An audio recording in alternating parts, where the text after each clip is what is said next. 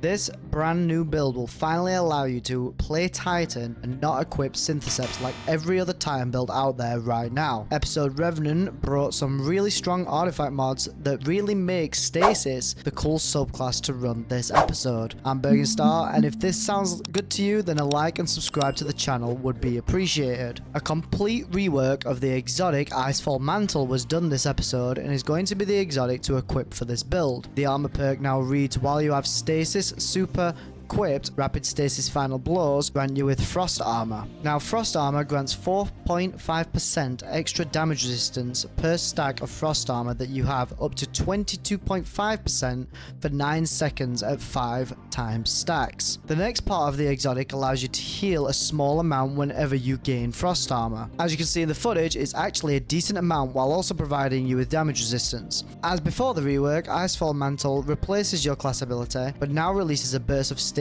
energy that freezes nearby targets and grants you with frost armor. Now, one thing to note, that even though this says increase frost armor, you actually receive max stacks. This now leads us into our stasis subclass setup. For the abilities, you can go with any of the barricades. I like to change it out depending on the situation that I am in. For the grenade, you want to go with the glacier grenade, as it will synergize best with the build and move us into the aspect we want to use. First aspect, and the main one, is Tectonic Harvest, giving you the ability to create stasis shards when shadowing a stasis crystal or frozen target. Tectonic Harvest is an important aspect to run, as stasis shards not only give melee energy, it also provides you with frost armor stacks per shard collected, which also refreshes the timer on frost armor. This also synergizes well with Icefall Mantle, as it will provide healing. Now, before we go into the second aspect, I want to move into the first fragment for this build: Whisper of Rime, making your frost armor have an increased duration from 8 seconds up to 13 seconds and increase the max stack count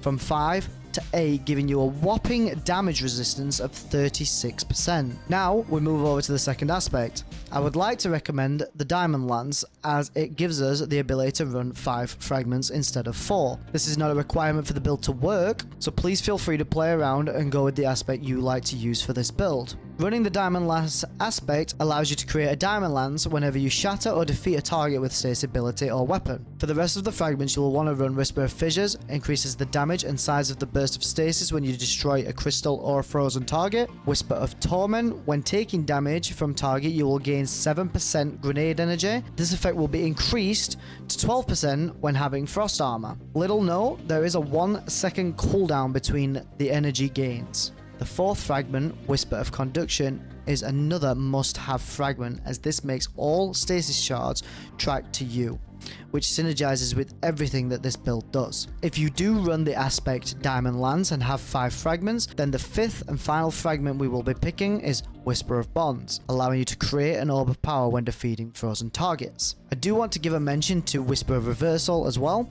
which will give us the ability to slow targets with our melee when having frost armor. Basically, I'm challenging all of you to use this in some Grandmaster Nightfalls next week and send me all of your clips when using this against an Overlord champion, because I want to see how it goes. You can post these clips in my Destiny channel in my Discord. Link will be in the description below. For all of you guys that just want to grab this build and get playing, I will provide a Destiny item manager link as well in the description down below. Armor mods are the next thing that we need to go into to give the build a little boost. Starting off in the helmet, we are going to equip a stasis siphon to create an orb of power on rapid stasis weapon final blows. Then we'll finish it off with a heavy ammo finder and a heavy ammo scout to support your teammates. On the arms, the main one you want to use is Grenade Kickstart, to consume your armor charges and gain grenade energy based on how many charges are consumed. Chest piece is really simple, as you just want to stick with your resist mods. The boots actually has a really big mod that helps with this build: Elemental Charge. Collecting a stasis shard, fire sprite, ionic trace, or void breach has the chance to give you an armor charge. With this build creating so many shards, the chances of you getting an armor charge becomes very high. To close out the boots, we will throw on a scavenger mod to help with heavy ammo and a recuperation to replenish health when picking up an orb of power. Finally, we have the class item: Double Bomber, to get a chunk of our grenade back when using our class ability,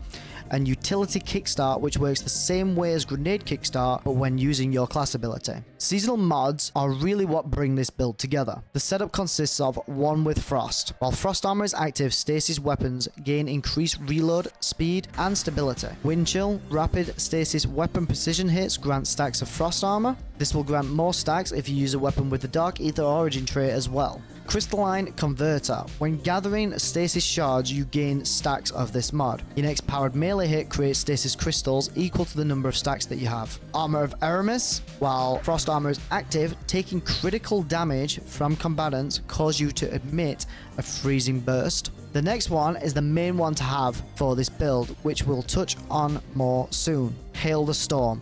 Shattering stasis crystals release shards of ice that damage and slow targets. This plus Brain Freeze gives the ability to slow targets and stun overload champions. Brain Freeze will surround frozen targets with a chilling fog, which slows targets that aren't already slowed. Lastly, Served Cold. Picking up stasis shards will grant you with class ability energy, which works really well with Icefall Mantle. Added with episode Revenant is something called tonics. The easiest way to explain tonics is that they are a way to boost the effectiveness of our artifact mods. Now, if you remember when going over the artifact setup, I said we will touch more on Hail the Storm. This is because when using a tonic to boost this artifact mod, it will deal increased damage when shattering frozen targets by 12.5%. As you can see in the footage, and I'm sure you've seen around the community, we are able to do massive damage with the super to certain types of bosses. That concludes the build setup that you will need, so let's go over some weapon recommendations that synergize well with the build.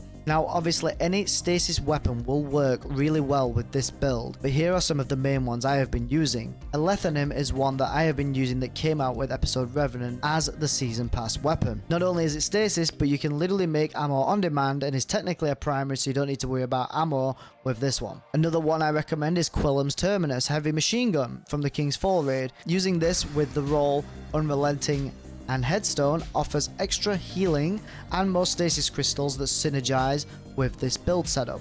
The final one is more a range of weapons, specifically with the perk Permeability. This perk allows you to use your class ability to change the weapon's damage type to match your equipped super, in this case stasis, until you store the weapon. I've been using this a lot on the Indebted Kindness rocket sidearm from the Warlord's Ruin dungeon, and we all know how good rocket sidearms are right now, so I've not been able to take it off. I'm really looking forward to taking this build into Grandmaster Nightfalls when they launch next week, and we will be putting out more builds just like this one. If you like this video, then please like the video and subscribe to the channel for more videos like this one. Thank you for watching, and I'll see you in the next one.